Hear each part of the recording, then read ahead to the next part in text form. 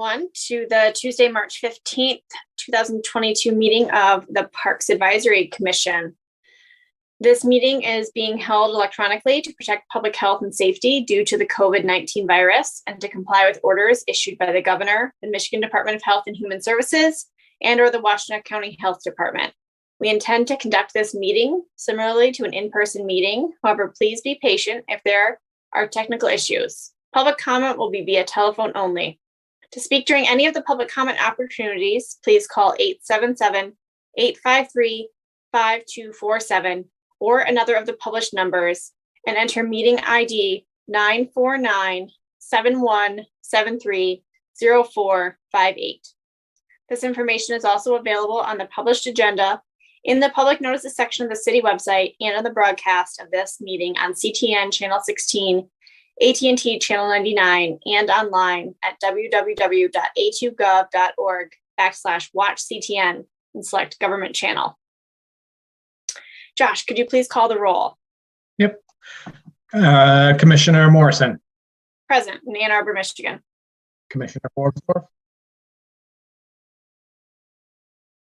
Present from Ann Arbor, Michigan. Commissioner Kraut. Present from Ypsilanti, Michigan. Commissioner Skylas. Present from Ann Arbor, Michigan. Commissioner Marson. I'm here. I'm in Ann Arbor, Michigan. Commissioner London. Commissioner Ramaswamy. And Councilmember Grand. Here in Ann Arbor. Councilmember Briggs. Here in Ann Arbor. You have a quorum. All right. Thank you, Josh. Moving on to approval of the agenda, which was sent out ahead of time. Are there any additions or corrections to the agenda? Seeing none, we'll move on to our first public comment period. Any members of the public wishing to address PAC are welcome to do so, and you have 3 minutes each. There will be a second public comment period at the end of our meeting. Kristen, do we have any callers right now? There are no callers. All right, thank you. We will move on to approval of the minutes, which Kristen sent out. They were included in the packet. They are the minutes from our February 15th, 2022 PAC meeting. Are there any additions, corrections, or a motion to approve? I would move to approve. Okay, motion to approve by Ann. Is there a second? Second by Rachel. Any discussion on the minutes? All in favor? Oh, Liz, go ahead. Yeah, no, I was absent, so I'm going to abstain. Okay. All right. All in favor of approving the minutes, please say aye. Aye. Aye. All opposed? And any abstentions? Me. One abstention. Okay. Thanks, Ruth. And thanks, everyone, for approving those. We will move on to presentations. Today, we have a presentation regarding the Gifts and Memorials program. So I'd like to welcome Hillary Hansel to introduce this for us. Hi, everyone. Yes. So our Gifts and Memorials program is something that we've kind of struggled to manage over the years. We have a high demand for donors who want to, have benches or trees or other gifts here in our parks, and that's really important to them. And, there's just a lot of demand that takes time. Each of those gifts, takes a lot of staff time to manage.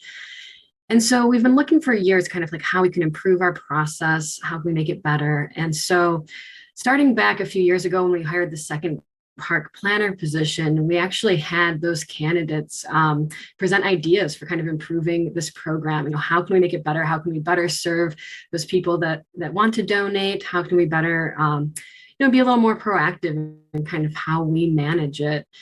And so what came out of that, we hired Adam. He did a great job on his presentation, but he also kind of continued that and did some research, kind of looking into how other organizations have comparable programs. So, we kind of ended up in a place where we knew we needed kind of a dedicated staff person to really be the face of the program, to work with donors on those, on those requests, and then to also help us push forward some of our ideas for kind of improving our processes, our materials, and really kind of leading this change for the program. So we hired Lauren De Silva. She's a landscape architect as well, so a kindred spirit. And, so she has a great background in design and construction knowledge as well, which is also a part of this kind of citing things, making sure what we choose, has great longevity. And so Lauren's put together a few slides to kind of talk about her work, kind of kicking off this change and this update to some of our processes. So Lauren, I don't know if you're able to share your screen.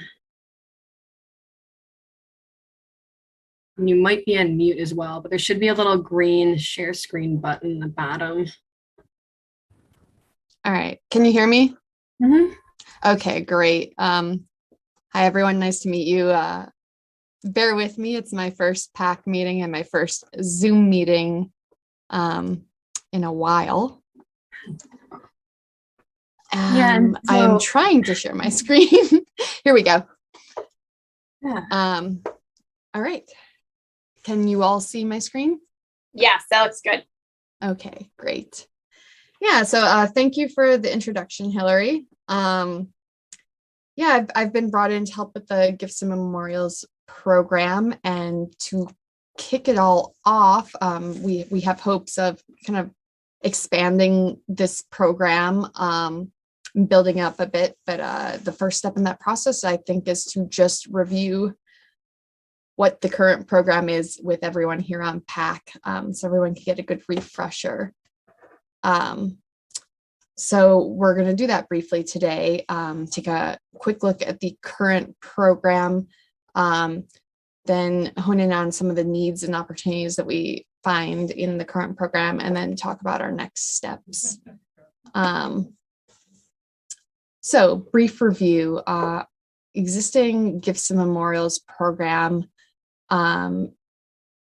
It has been going on since, I think, the 80s, or at least that's the latest date, or the earliest date that I can find, donations being made. But currently we have over 200 memorials, with the most popular site for memorials being benches in Gallup Park. What you see in this picture right here is from our memorial finder available online. You click on a purple dot, you can get more information about each memorial. It's fun to look through. So if you're interested in more about what's existing, I recommend you check it out. Our current process for giving gifts is generally that we receive an email or a phone inquiry, usually a pretty casual correspondence.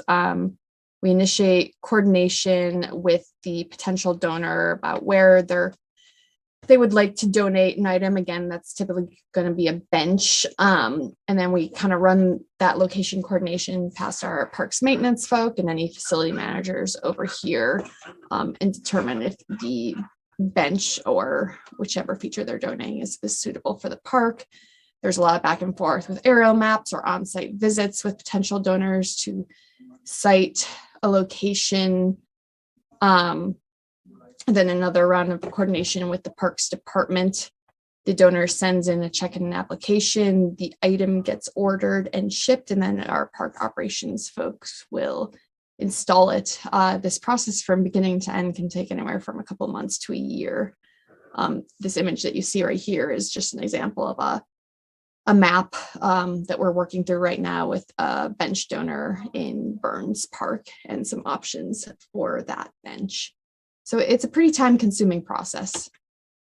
I have had the opportunity now to work through a couple of these donations, and it's becoming clear to me that a clearer donation process would be useful.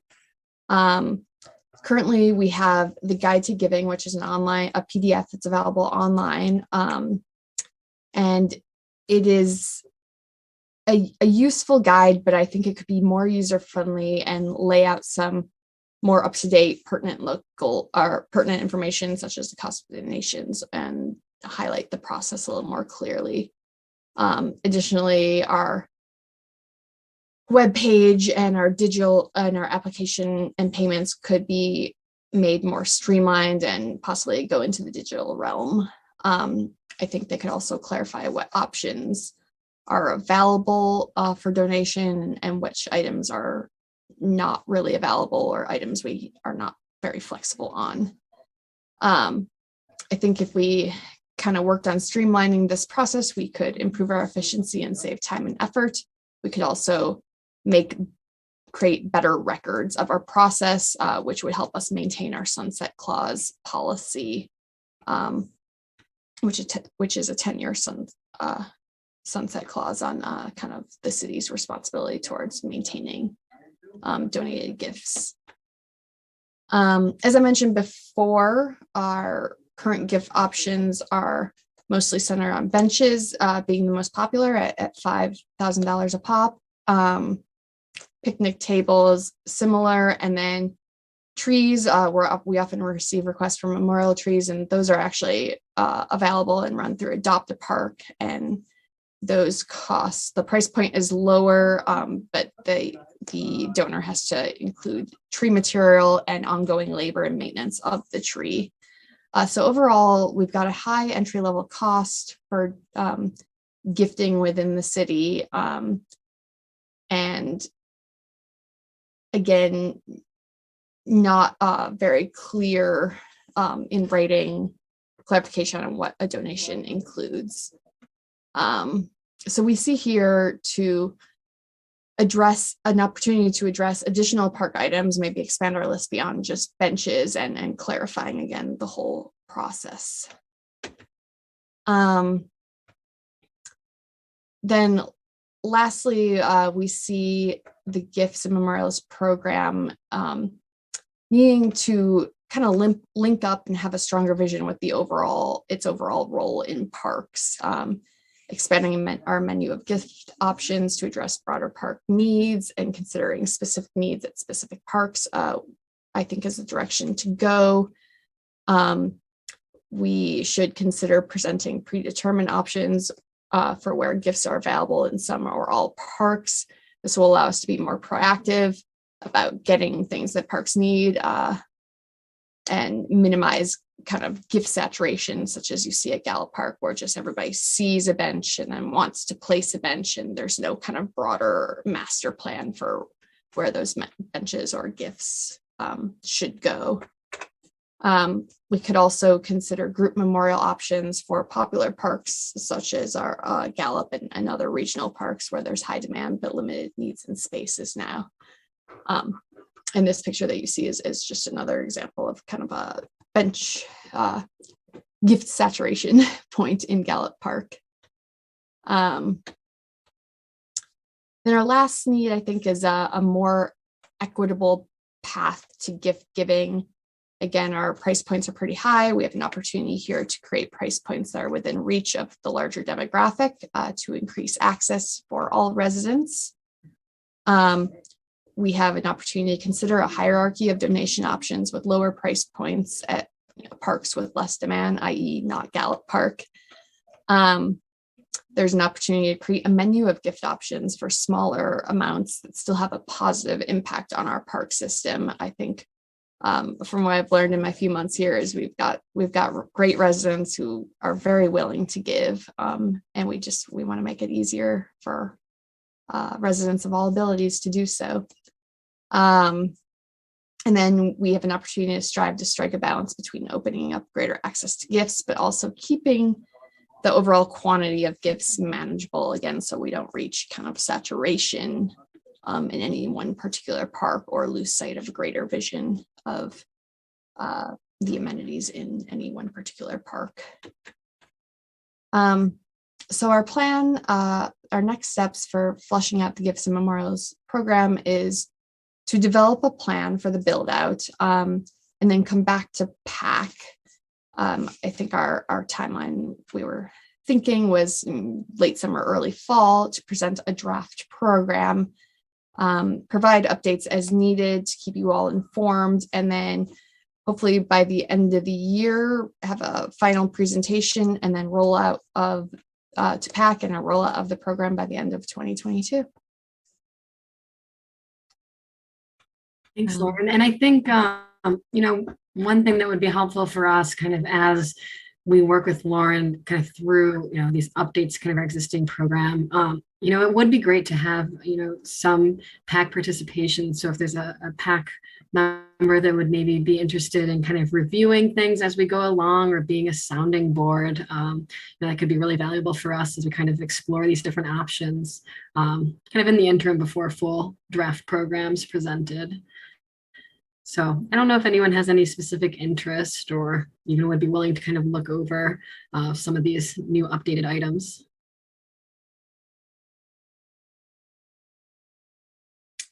Great. You don't have to be on the spot. Yeah, that's something. Yeah. Let's start with questions if there are any. And Lauren, do you mind just ending your screen share? Thank you. And thanks for that great presentation. Does anyone have any questions to start with? Yeah, Steve. Thank you. Thank you for the presentation. It's a program that I knew nothing about. I was curious about a couple things. One is, are there rules about naming? Like, I assume most requests are sort of like in memory of so-and-so and it's some sort of picnic bench or something, but I'm just curious if there are rules about what can or can't be included in such a thing, and this might be an opportunity to think about kind of guideposts there. Yeah, definitely. I mean, I don't believe there are any existing rules, but we actually allow the donors to have control over the plaque wording. So, for the actual donor plaque, but, we do review it and just kind of make sure there's nothing that we wouldn't want in our parks. I mean, I don't know if we've rejected any plaque wording thus far, but, we don't have any specific requirements other than just that the size fits on a typical bench slab. But yeah, I mean, there's lots of, I think, leeway in our existing program that, it might be good to have a little bit more control and even more parameters that might be helpful for people not starting from scratch. I think some donors can struggle with just having it be so open-ended. Yeah, and Steve, we currently have the renaming committee working on park names and facility names that are at a much higher threshold than what we're talking about here. These ones are going to be these are going to be smaller donations that would allow some more flexibility than what the renaming policy will do. So it'll allow some opportunities for children to recognize their parents before they pass away. So there might be usage with that. There's a variety of different things. So we look at it in the naming policy, we're looking at them as two separate kind of entities, these big ones that are going to stay around forever, and these smaller amenities that may only be around for 10 years. Okay, that's interesting. I was actually thinking it in a similar kind of way, that a comment could be that those committees, there may be some cross benefit there in terms of the overall park naming committee and some of the thoughts and discussions that are happening there, to also be thinking about that in terms of this gift giving. But my other question would be, is it just about like physical things, or are there also opportunities for giving around like, services somehow? Like if someone wanted to donate money to say like, I want to pay for there to be the ice rink in Northside Park or whatever every winter until the money runs out. Like things like that aren't like a rock or a tree. I don't know if there's examples of that in the past, or if that's something that could be articulated as another possible way to give. Yes, I believe that there will be an opportunity to look at greater services and ways to do things as we move forward. The Gifts and Memorial Program has been around, as I said, for a while. Since I've been here for the 6-7 years, it has kind of been stagnant, and nobody's wanted to take the lead in how we move it forward. Yes, I envision us having a Gifts and Memorial Program that has a very low entry point, that can be lots of people giving a little bit to do something bigger, as well as what are some community wants and needs in individual parks? How do we make it work?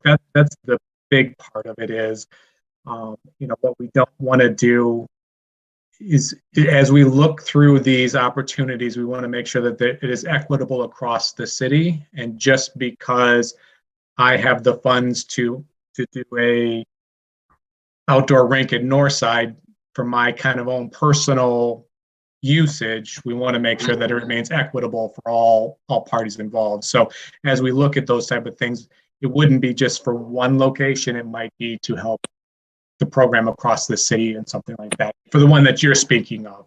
But yeah, services are definitely an opportunity for us to talk about as well. Cool, thank you. Any other thoughts? So,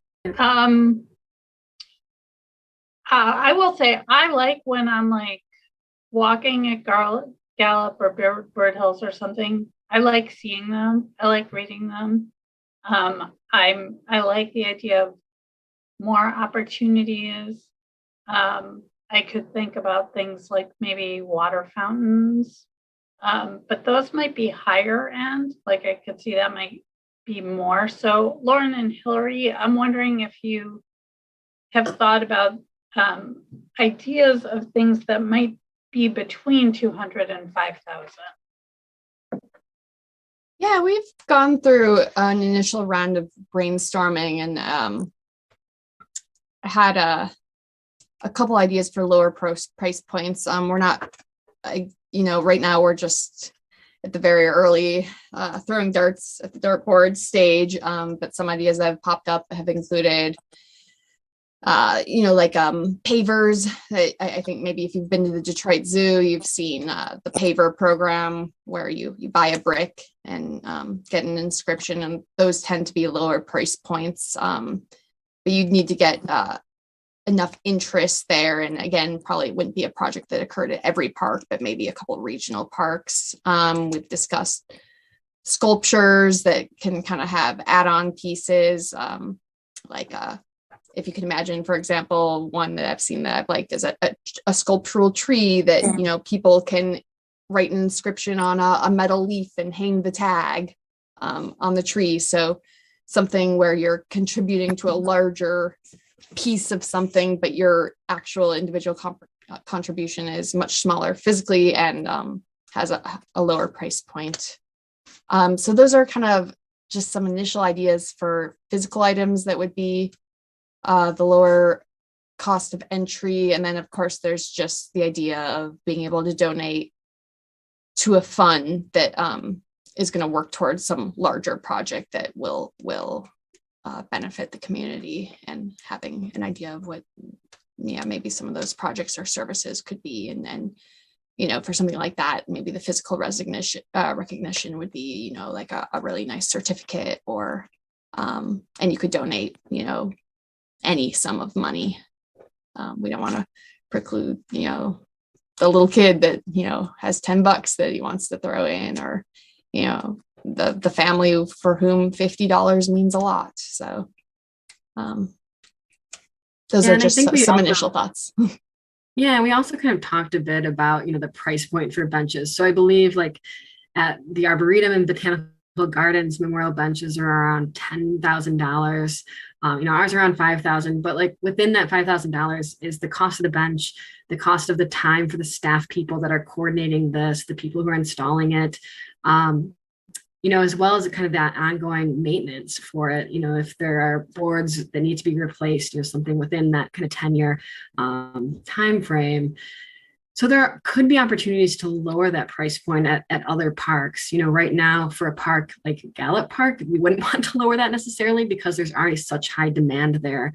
But thinking about like your neighborhood park that maybe your kids, grew up playing at, and you have that might be a place where maybe we could find a way to do a bench for, a lower cost. So we're kind of exploring those options. And again, we always kind of struggle with, we want to open up a lot of other opportunities, but we also have to keep it manageable. So I think it'll be kind of looking at those types of items, looking at, larger kind of group things like the pavers or a sculpture, and kind of seeing what works. And it might be some trial and error also as we kind of work through it. But those are some initial thoughts. Yeah. Rachel. Yeah. Oh, sorry. Hillary, did you have something else? Nope, that's. Oh, no. Okay. All right, Rachel.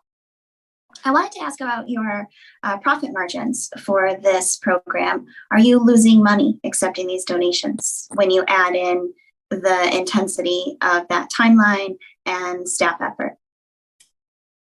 I would say we haven't been tracking staff time like specifically in the past. So I don't know that, that answer. It does take a lot of time.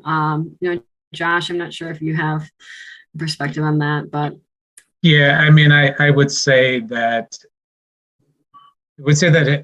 up until Lauren coming on, it has been a part of somebody's job, and so the reality is that we've included these in that person's responsibility, and the reality is that these end up being things that we want or need in parks anyways. And so in a way, they help us offset the cost by having these donations be a part of it. By all means, I mean, the goal with bringing Lauren on is that she is going to ramp up this program to help pay for her being here by doing more with the program. So the expectation is that the cost at this point, I would say, is not we are not losing money on the donations at this point because they are in need. So yeah. And I would imagine that as we move forward and set price points for new items or relook at benches, we would absolutely consider, labor and people's time in setting those. And then a second question I have is, does the Parks Department hold any endowments?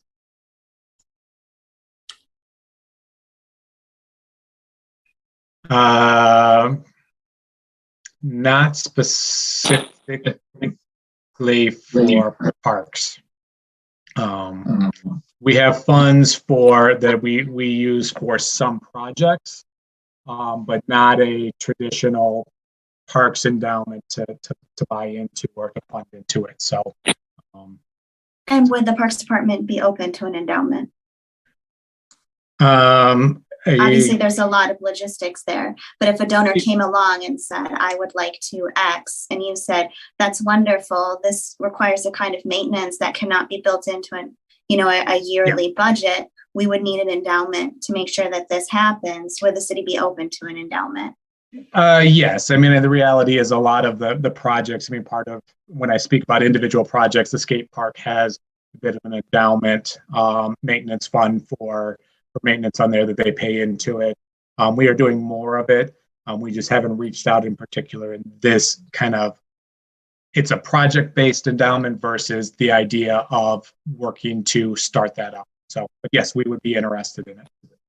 Well, I apologize. I have a couple of comments. I know that the Ann Arbor Community Foundation does a great job of supporting endowments, and a lot of nonprofits get their start in endowments with that foundation. I've learned a lot about them as well. Their threshold is surprisingly low compared to other places. So as you're building this program, it might be interesting to reach out to them and learn those basics. They're so nice. They're so great to work with. That way you have kind of a stretch goal in mind. And so if you have the information in your back pocket, if a donor ever comes along and wants to do something like give you a splash pad, but that requires an endowment for ongoing maintenance, you have that concept in your back pocket so that you can put together a portfolio for that donor. And then the last comment I have is that I'm sure this is on your radar as well, but I might reach out to departments or programs that have done some of those tree tags or paver programs. Before you offer that. I have been a part of those programs and they will break you. You have to really consider that. Yeah. It can be worth it, but 500 pavers in one park where you're reviewing every form and all of the words across all of those 500 forms to then order 500 pavers and have them installed, it can be complicated. So you would just want to consider how it's silly, but how many pavers and how many words on each paver and who's doing that and what happens if there's a spelling error and what happens if they're installed in the wrong place. Tree tags can work the same way.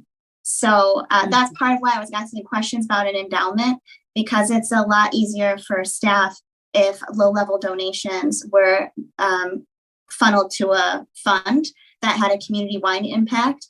And then you could follow that classic nonprofit process of issuing an annual report or sending out a thank you letter to every donor who contributed to that endowment and recognizing the impact instead of those small price tag items, which you guys have a lot to do. So that might be, it might be a lot of work.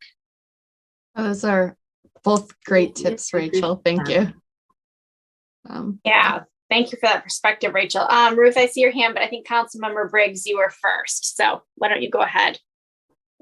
Thanks. Yeah. Thanks for the presentation. Glad, Lauren, that you're on board and thinking about ways to kind of grow the program and just in the nonprofit sector. It's definitely always like, what are we doing and how can we improve the processes and do all that? And I think Rachel had some great suggestions there around how to, how to get more community-wide impact on this. I always, coming from the nonprofit world, I get a little bit worried when I hear I think it's wonderful that we're looking for more equitable entry points and looking for ways for people to get involved. But I think that there are still ways to get benches at other parks and not necessarily lower the price point for that entry. And so if people want recognition at a certain spot like Gallup, if that's where they've, their loved one has been and walked, I think there's ways to provide, recognition in that space, but have the bench appear at a different park for the same price. Maybe their name appears in two places, who knows?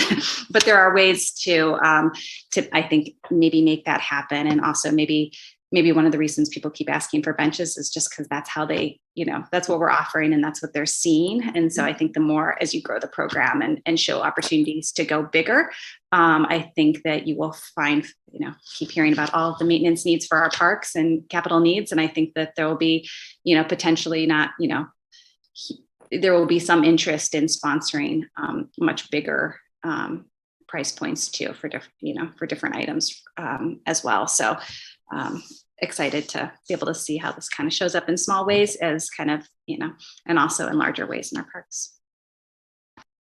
Thanks, Erica. And that actually brought up something I forgot to mention in the presentation is another kind of lower price point or way to not saturate is there's been a lot of talk of digital memorials or recognition in some online space, which I think would kind of capture what you said. Thank you. Great. Ruth, do you want to go ahead? Oh, Ruth, you're still muted. So I think, sorry about that, from the point of view of the donor, I mean, some people might like to just make a donation to an endowment example, and I think we should absolutely pursue those. But I think a lot of people want to see something that when someone walks by, they see it and they remember that person.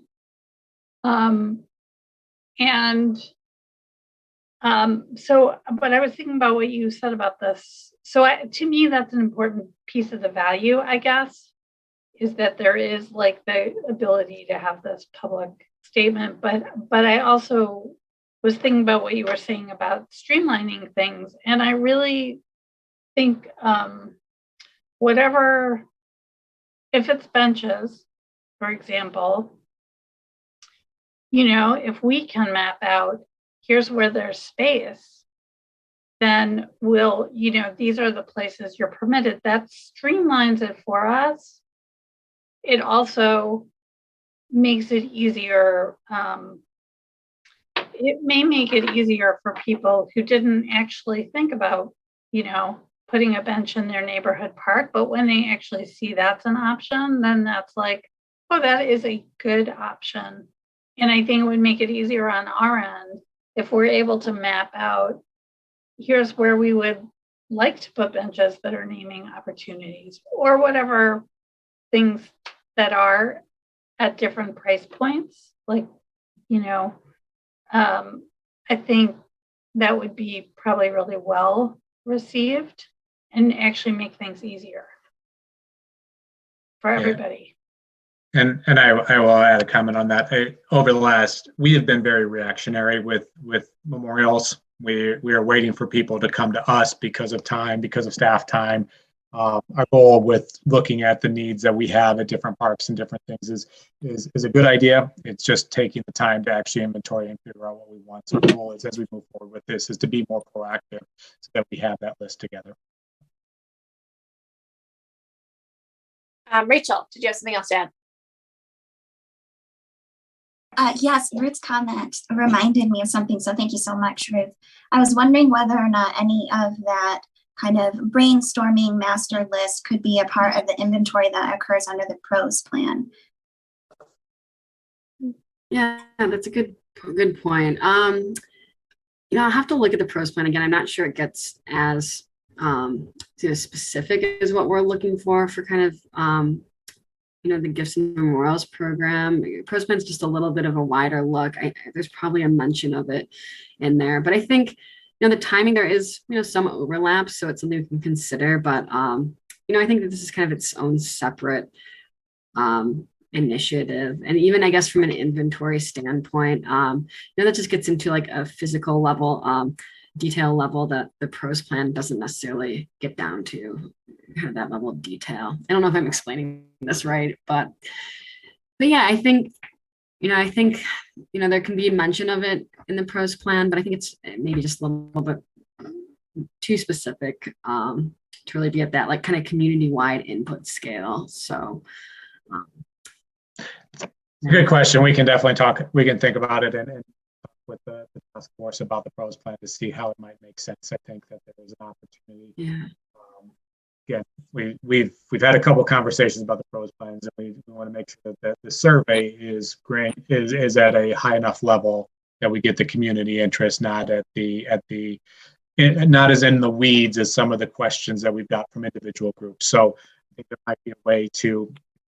Is there enough seating in benches or in neighborhood parts, or there's something that we can? I wasn't talking about the survey. I just meant as you go through this year-long process where you're evaluating your park system, getting feedback on what you might be able to improve, especially talking with staff, if there is an opportunity to either note comments or just consider them or put them in 2 folders so that if there becomes an emerging theme of like, we're really frustrated, we're out at all of these parks and we see this need, but we don't know how to fill it, if that might be fodder for the future for fundraising opportunities, because you are going to be getting all of this tremendous feedback, and with feedback comes opportunity. Yeah, I appreciate that. That makes sense. I think I was thinking in my mind a little bit more inventory about selecting specific spaces for items, but you're right, kind of like looking at those broad capital needs and how those might relate to gifts or potential donors. I think that's a good point. So yeah, definitely something we can coordinate for sure. Yeah, Steve. Just a quick comment, I think along those same lines is maybe think about features that improve accessibility as another way that gifts may take shape. I was thinking about, like, I think it's in Argo, there's the fixing of the fishing bridge, the little fishing pier to make that more accessible. There may be lots more opportunities like that for ramps or whatever other features make the parks more accessible. Yeah, I appreciate that. And actually, the small fishing pier at Argo was actually, is in the process of being redone as part of that universal access improvements that we got that DNR grant for. But yeah, you're right. That type of project could be well suited, definitely. Okay, and maybe after we get the ADA study done, Hillary and I could put our heads together and see how anything we learn, glean from that could manifest itself and give some memorials in a positive way. Any last thoughts or questions? Well, Lauren and Hillary, thank you for bringing this to us today. Based on the timeline you shared, Lauren, it looks like you'll be back a couple times this year to talk to PAC.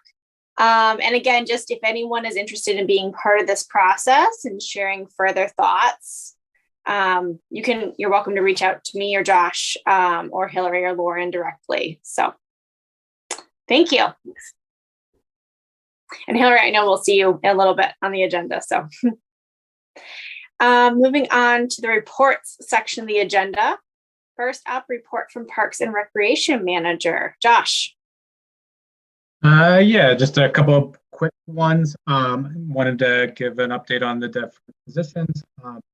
For the deputy manager to replace Dave Borneman, we have gone through the interviewing and hiring process, and will be offered. It's been accepted the job to Remy Long, who many of you know through land acquisition. There's several strong candidates. He turned out to be the strongest one. I'm very excited to get him started. He will actually begin March 21st. We're excited to get that moved on. Have a lot going on, but definitely is excited for the job. So he will probably be at the next meeting. So we'll get to all congratulate him in person at that point. So in regards to the manager's position, the recruiter has sent the city a tiered list of roughly 12 candidates. The city will be preparing to do phone interviews with some portion of those candidates. After that, they will likely narrow that field down to a smaller number for some version of in-person interviews at that point. So, that is what I know at the moment, and we'll continue to provide updates. It has been mentioned that the desire for PAC to be involved as much as they can, and that process will be shared with individuals as it moves forward. So, couple other quick notes. Beer is closed for the season. We are getting to that point where we are starting to shut things down as the weather changes. We had a great season, really great numbers at Beer with public skates. That became a challenge, so we had to end it a little bit earlier than we had hoped to. That will remain open until April 27th. And Mac Pool will be open through the end of May, or till Fuller opens in May. I would like to take a moment, since we are basically at the 2-year anniversary of COVID and shutting down the city for that. Really want to take a moment to thank all of the frontline staff over the last 2 years who have really been the brunt of the ups and downs of the pandemic, the mask mandates, the uncertainty that we've seen, in particular as we close down MAC, and as we close down Bureau, get ready to close down Vets and MAC for another season. Just really thank them for the work that they've done, because they have presented themselves in a professional manner to the public and really dealt with a lot of ups and downs in different situations. So I wanted to thank them. Last thing, as I mentioned, changing of season means that we get to focus on warmer weather and warmer programming. We are focusing on hiring. At the moment, we are actually going to be Parks is going to be hosting a virtual job fair tomorrow evening. New way to try to get people to see what we do. Excited for it. If you know anyone that is looking for a job, please have them go to a2gov.org/parksjobs. They'll be able to see information about the virtual job fair, see the jobs that are there. Lots of interest as we've increased our wage table. We're seeing more people talking about it, so it's a really good thing. Jobs comes first, and registration will be starting for our summer camps on April 4th at 8 a.m. So they can fill up quickly. Monday morning instead of at midnight, which we've done the last few years. So there'll be several parents that are very happy to not have to stay up until midnight. Josh, it's a little hard to hear you. Sorry. Just keeping to the. Yes, every time I lean to my right, I get away from the microphone. So I apologize. That's basically one thing that will be coming in April. We are going to have PAC elections for chair and vice chair. As we will be coming to the end of Paige's time on PAC, we will be looking to get a new chair and vice chair. So be prepared for that as we approach April. So that is my update at the moment. Any questions? Thanks, Josh. Ruth. Josh, I've been in several parks in the last week and seen a gazillion Canada geese. And I'm just wondering if you could talk about what the city parks do in general or have plans to do. I believe in, and Scott Owner, who may be on the line, and I'd like to convince Krista to get him to a panelist. I believe that we do a Goosebusters type of thing at some of them. I'm not sure when that comes on. I know we've done it in the past, and I believe that we are doing it again this year. I will check on it and follow up. But yes, it is that time of year when all the geese come back. So.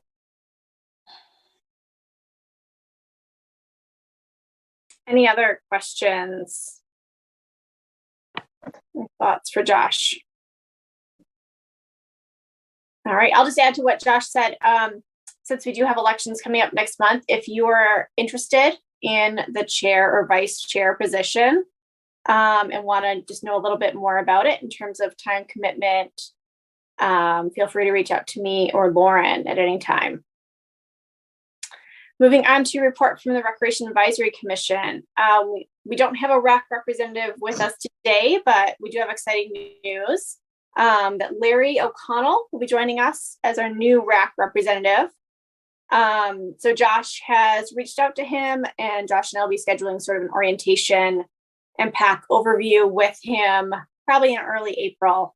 So hopefully he'll be able to join us at our April meeting and give a RAC update.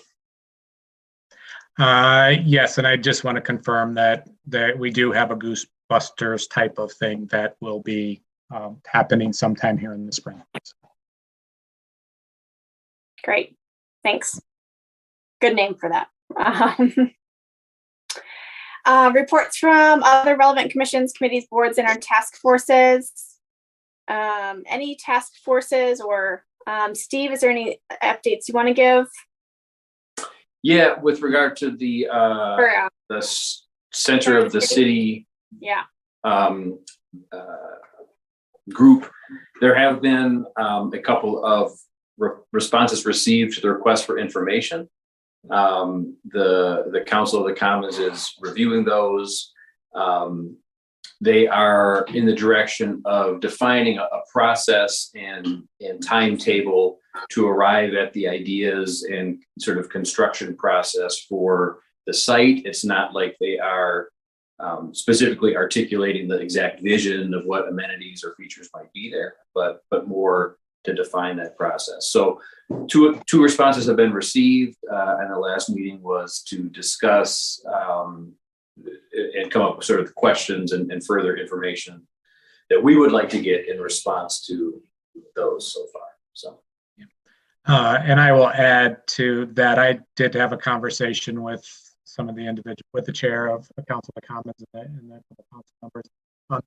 We can expect, this group can expect a more formal presentation from Council of the Commons coming in the next couple of months as they get through some of this. So any decisions that are being made with Liberty Plaza or anything on there, they just, with this group will want to have a say and a conversation. And so it's important that this group feel comfortable with the information. Steve, your updates are always very good and we appreciate them, but it's a point in which we want to also make sure that they formalize that conversation with this group, because at least part of that block is directly under the control of this group. So exactly, yeah.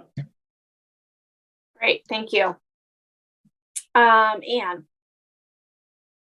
I just wanted to mention we had the first bicycle committee meeting yesterday, and it was a nice productive meeting. It was the first one, so no decisions were made about anything, but established that our goals are to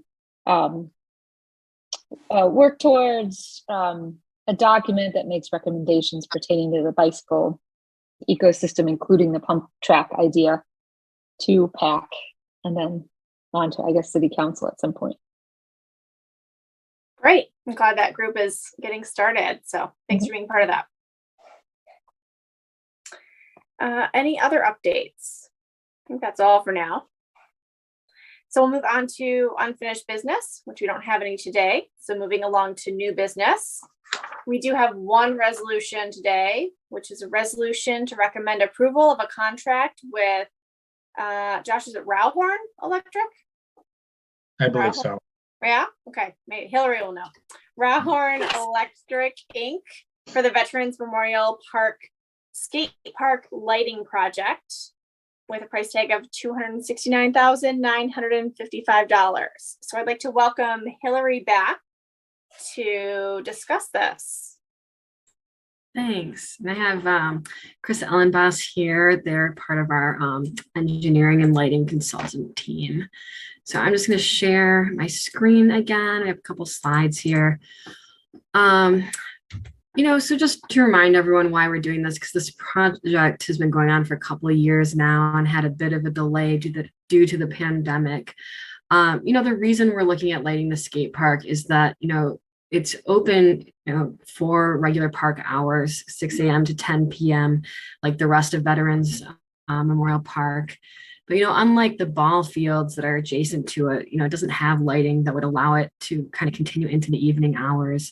And the skate park is just so heavily used, throughout the day, but really just year round, you'll see people out there. And so lighting would kind of, allow for expanded seasonal use, especially the times of year where, it gets darker a little bit earlier. It would just really provide more opportunities to kind of, continue allowing people to use this awesome amenity. And so, just a reminder, kind of some of the considerations that go into lighting a skate park. They can be really challenging places to light just because of all the curved features, the walls. And there's lots of potential for, shadows and other things to make things unsafe. So it's really important. We brought in this professional lighting consultant team to make sure that what we were proposing would create a safe skateboarding experience into the evening hours. So trying to make sure there's adequate light levels, there's not glare, just making sure there's a lot of visibility. And in addition to that, we did look at sustainable lighting principles as well to kind of minimize energy consumption. Regarding sustainability, all the options we looked at used LED fixtures to kind of minimize energy use as much as possible. And we're looking at, probably an energy savings of over 50% compared to the lighting at the nearby baseball fields. So it'll definitely be much more efficient. Unfortunately, when we looked into, solar options, which was one of the items we were hoping to do originally, we just weren't able to find a light pole mounted solar panel that could provide the energy output that these kind of lights needed. So really what it would take to power, something like a skate park would be hooking up to a much larger, solar panel array that we don't have currently at the park site. So right now we're not looking at solar mounted lights, but we're still going to have, big energy savings. And so we looked at two concepts and we ended up bidding both lighting concepts out. So we had two options to review. The first is what we call our sports lighting concept. So it's very similar to, what's at the ball fields. There are these very tall poles with these multi-directional lights at the top. So you're getting, an improved lighting experience just because of the height. You're not going to have as much glare and you're able to cover a much broader area. Another benefit is that, the manufacturers that produce the sports lighting lights do have this long warranty period, so 25 years. So really like the lifespan of these lights, they would cover, parts and labor. So if anything goes wrong, they'll be out to fix them, which really reduces maintenance costs for the city. And then the other lighting option that we bid, we're calling the area lighting option. So these poles are more similar to what you'll find in like a normal street. So they're only about 30 feet tall versus like the 50-foot height for sports lighting. So there's a little more potential for glare because they're just a little bit lower, but overall they'll still provide adequate lighting levels.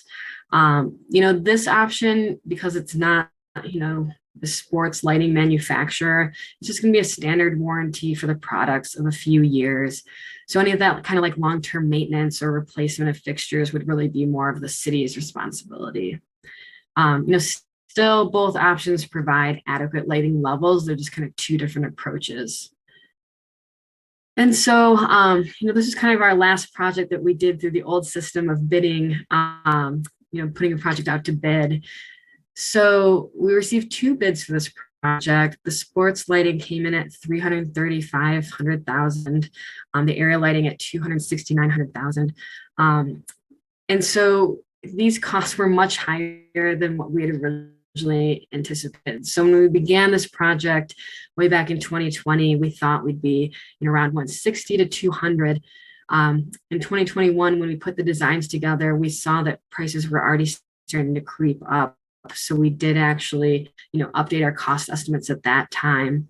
But even so, these prices came back about 22% higher than even our revised estimates. So unfortunately, costs have increased. Basically, the same thing you hear everywhere, kind of supply chain issues. So it did end up being more expensive than we anticipated. The sports lighting option does have a premium, so it's about $66,000 more than the area lighting option. Again, they both provide adequate lighting. The biggest difference is really going to be that kind of sole source long-term warranty that the sports lighting option provides. And so, just other things to note, this contract that we have with the design engineers is separate. So that's around 40 grand. That's not part of this. This is just the construction contract only. And so the Friends of the Skate Park have actually currently raised $20,000 to contribute to the project. So the rest at this time is kind of, from the Parks Millage, Capital Improvement Millage. So at this time, we're kind of exploring potential for some other, funders that might be interested in sponsoring this, and anything that they're able to contribute would kind of offset our park costs. But we do have room in our budget to move this project forward. But due to the price difference, that's $66,000, at this time, we're recommending the area lighting option. So that's the lower cost option. So that contract would be with Rahon Electric for $269,655. There would be an additional construction contingency set aside. So that's typical with this kind of project is 10%. That's only used if it's needed. It's really for unforeseen things here. This seems like a pretty straightforward project, so hopefully we won't have to use it. But we're requesting, a total all-in budget of $296,000 for the life of the project. So I know there's lots of numbers there. It can be a little confusing, but happy to answer any questions. And we have Chris Ellenboss here as well from our consultant team if there's anything a little more technical. Great, thanks, Hillary. Does anyone have any questions for Hillary or Chris?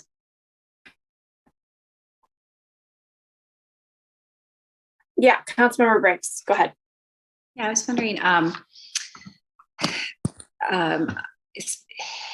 thinking about our dark skies ordinance that we passed this past year. And so when you mentioned sort of the glare is more of an issue with sort of the lighting that's being recommended. I guess that's a, potential concern. I was just curious about, are the lights intended to go out at 10 p.m. or, somewhere thereafter? Or are they planning on being on all night? What's the plan for that? Yeah, that's a great question.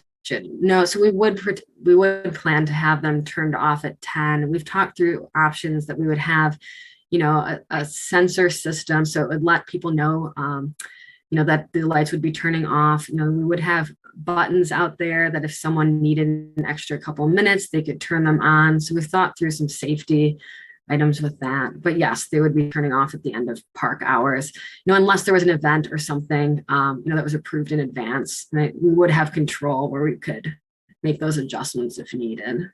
Okay, well, that's great. And as for the reflection, yeah, issue. Mm-hmm. Yeah. And for the glare, I think, talking through the area lighting, having more glare, Chris, feel free to chime in, but I think that's more just because those lights are lower, they're more in like the view shed of the skate park users. As far as glare kind of up into the skies, I don't think that there's really a difference between either option. And, really, it's not that we're shining anything upwards. They'll still have, the fixtures would still have covers on the top. But Chris, I don't know if you have any input on that. Both fixtures, both options are dark sky compliant. So that's not an issue. It's really more in the perception for those users. They're both quality lighting options. It's really, one just sets the light at a higher viewpoint for the user, so it's a little bit better, but they're both adequate for this application. So. Got it. Thanks. Yeah, I guess I've done more light metering than I would like to admit over the past couple of years in Ann Arbor. So, yeah, I mean, certainly the glare that might go in the roadway, those are possible concerns. I guess I understand the desire to go for the lower cost. It does seem like maybe over the 25-year warranty, that $66,000 might easily pay for itself. So, yeah, in regards to that cost, and we've talked with our maintenance group and asked the question about what kind of cost that they see within that time frame, and all parties that we've talked to have felt like the 66 it would be more paying up front than it would be to covering the cost. Obviously, things can happen, but based on their experience with other lighting that's at vets and different things, they anticipate that there would be a savings long term by going with the lesser amount. And so that's why the recommendation is for there. Great, thanks. Mm-hmm. Steve. Yeah, I guess I'm kind of puzzling over this one because we get one bid. It's way higher than we thought it was going to be. I mean, we're talking about skate park is awesome. It's been awesome without adding the lights, right? There's not lights there now. Am I right about that? So Correct. there are lights, for example, with the softball diamonds, and they're got to be getting towards the end of their life cycle. Mm-hmm. At least just by eyeballing how they look. Yep. And so I'm wondering why now? Why not wait for another year? Is there some reason why the money won't be in the budget next year or something like that? It just seems like we may be able to put it back out for bid in a time when the supply chain isn't so crunched. Maybe have a better set of options. It'd be disappointing for the skate park users, but it would not be catastrophic somehow. I mean, you would still be able to use it in the same way it's being used. So I guess that's my question: is why now? Why would this be a priority versus other ways those same funds could be used in the immediate time? Yeah, I mean, I think that probably the biggest thing is I don't know that cost is going to go down. I think that's one of the things that we're looking at. Obviously, over the past 2 years, yes, there's supply chain issues. There's a number of different things, but through the thought process is this is a world-class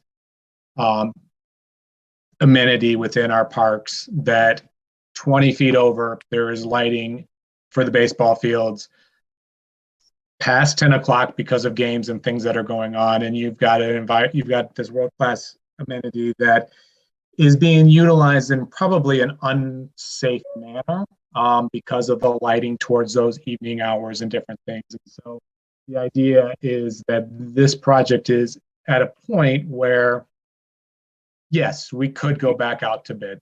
We could wait a year. I think that as we've seen those increases, I don't foresee it going down.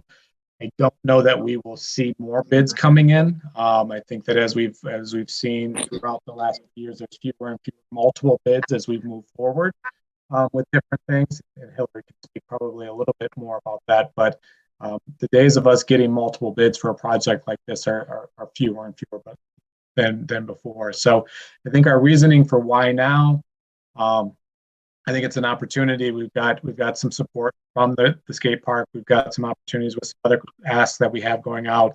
The funding is there at the moment. As we move forward with different facilities and different things, there are unknown issues that may come about that may remove the funding from this to something else. So I think that's why we believe now is the right time to do it. Based on the experience that we've had at the point.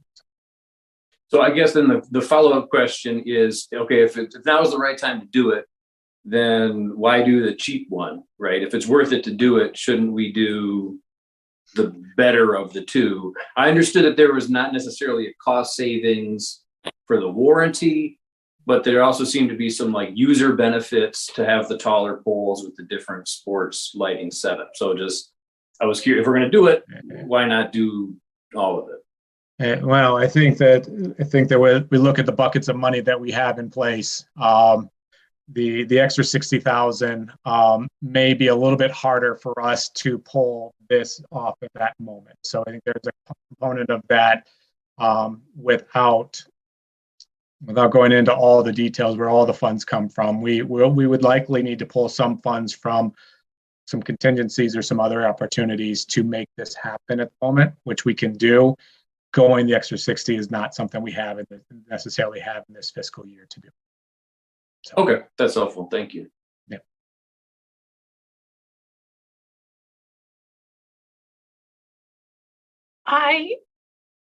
Sorry, Anne, you had your hand up first.